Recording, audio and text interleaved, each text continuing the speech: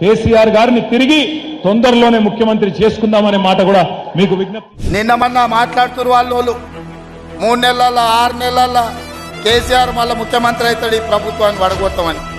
నీ అయ్యా ఎవర్రా పడగొచ్చేటోడు? పడగొడతారా? ఎవడు కొట్టేది? నేను అడుగుతున్నా. వేలాది మంది మా యువకులు ఇక్కడ ఉన్నారు. మీరందరూ చూసుకుంటే ఊరుకుంటారా? పడగొడితే ఊర్లలోకి రాణిస్తారా?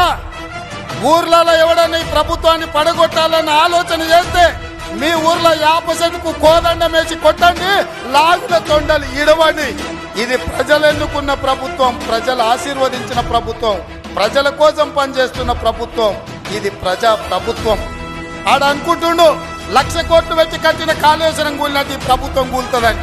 నీ అయ్యా నువ్వు దోపిడీకి పాల్పడ్డావు కాబట్టి ఆ కాళేశ్వరం గాలి వస్తే కొట్టుకుపోయింది. ఈ ప్రభుత్వం గాలి కాదు కదా. నీ ఖాందాన్ మొత్తం వచ్చినా బోర్ల బొక్కలు పండబెట్టి తొక్కుతాం.